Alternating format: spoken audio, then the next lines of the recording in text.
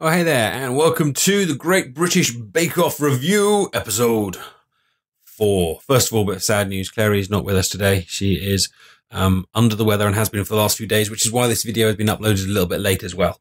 But she's not going to be here, but I hope she'll be back with us next week, giving her wonderful commentary on the baking. Second bit of sad news, of course, is Sandy. Sandy's gone. Oh, I have to say. Why? She is hilarious, and she gets so much TV time because she's hilarious. And, you know, she must make me laugh out loud at least 2 or 3 times an episode. And, you know, I don't know about you, but I don't laugh out loud a lot at TV. You know, I laugh at TV and I smile, and inside I'm like, that's funny. But it's rare for me to laugh out loud at TV, to be that funny. And Sandy was that funny that she made me laugh out loud at TV. And now she's gone. And she's so quick-witted, and I often quite like the things she made as well. Like we talked about it a couple of weeks ago, about the savory cream cheese things. You know, I think my tastes and her tastes were pretty much in line. And so, man, I think the place is going to be a sadder place without her. She was on the there's a bonus show which I'm sure a lot of you watch called the Great British Bake Off Extra Slice, and it's on Fridays in the UK. And she was on that as well, you know, kind of doing a final kind of like, you know, goodbye, you know, type thing. And she was still funny and still quick-witted on that. And in fact, she was funnier than the professional comedians that they had on there. And so I'm worried about the show. I don't know about you, but I'm worried because they took out Stu, who was like the kind of the creative one. And then they took out kind of Marie, but okay, that's okay. But then they took out kind of Dorrit, who was kind of like wacky and unpredictable and little disasters. And now they're taking out Sandy, and I feel like they're taking out the interesting and funny people and kind of leaving us with the people that can actually, you know, cook, which you could say is fair, but you might also say that the program will be a sadder place without them. I will miss Sandy. And Ian, star baker again, 3 in a row. I mean, they were talking about it all on the Bake Off Extra show. And one thing they pointed out, and I think this is really true, is that it makes it quite competitive, this. And one of the chefs they had on was kind of saying, well, you know, Ian wins once and everyone's like, oh, well done, Ian. You've done really, really well. It's great that you won that. And then Ian wins again and everyone's like, whoa, okay, he's won it twice. And then Ian wins it 3 times and everyone's like, kind of like, great, Ian's won it again. And there's got to be in the heads of the other bakers now, you know, that there is now a front runner. There is someone that is not just pulling ahead by a little bit, but streaking ahead. And it's cool because it means you've got all the kind of the fun, the kind of the enjoyment of a competition, which is a bit more kind of relaxed and kind of goofy.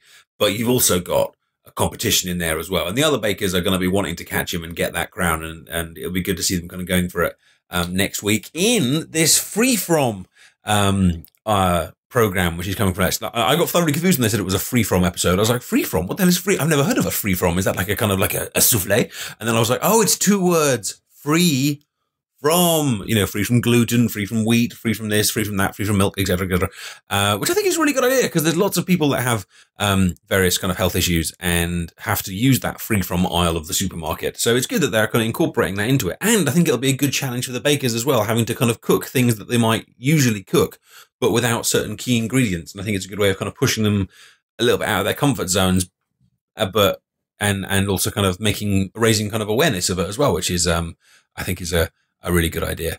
Now, what about Matt, Alvin, and Paul? You know, they're up here. I think Matt, Alvin, and Paul are hanging on by a thread. They've cooked some lovely things. You know, we had the Paul's lion. I can't remember, pointing in the wrong place. We had Paul's lion. We had Matt's wonderful fire engine, and he saved it. He had a wonderful signature dish this week. And you know, Alvin always has some great ideas, but they keep being rather inconsistent, those 3. And I wouldn't be surprised if it's one of those 3 that goes next week. Or Nadia. I mean, but Nadia's, I think she had a dodgy week a couple of weeks ago, but she's been a bit more consistent since then. But Alvin and time management. I mean, how many things has he had to serve up half finished or not assembled or not really cooked? You know, but he's good. I mean, everyone on here is a good cook, but you've got to be not only a good cook, you've got to be a good and consistent cook. And I think if you had Alvin, Matt, or Paul inconsistent for, you know, 2 tasks or more, then they're going to be gone. Tamal continues to be very impressive, and Flora, but I think Tamal especially is nipping at Ian's heels. You know, he's creative. He's very kind of what's the word, like good with like intricate stuff, which you'd hope so, I guess, with him being like a doctor or a surgeon or whatever he is. But, you know, you want someone to be kind of good with their hands, but he's very, very good as well. And Ugne is barely on the show. She's still barely on the show. I mean, this is the loss of the Sandy. If you sat there with like 9 stopwatches, which no one's going to do, and so this is a purely rhetorical thing, a purely rhetorical set of stopwatches, and you just stopwatch the amount of screen time every single person gets. I mean, Ugne's got to be on the bottom of it. I mean, the fact that I'm still not really sure how to pronounce her name must show how little time she gets. And Sandy would probably need like a second stopwatch to hold the amount of TV time she got with her funnies and her wobbles and everything. Man, Sandy. Last thing, this is not Bake Off related, but this is food related. If you watch the Bake Off Extra show, straight after the Bake Off Extra show is Rick Stein.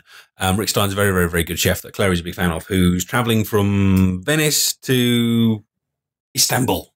And it's an awesome little recipe cooking show, which is on Friday nights at 9:30 on BBC Two. A massive recommendation from us because we watched it the other day and we're really going to enjoy it. We're going to watch some more on iPlayer. Let me know your comments. What did you think of the Bake Off this week? What's your views on the people that are staying? Who's going next? What do you think? Let's interact. Let's discuss. And I hope you tune in next week for episode 5 review. Take care. I'll see you soon. You've been fantastic. Bye-bye.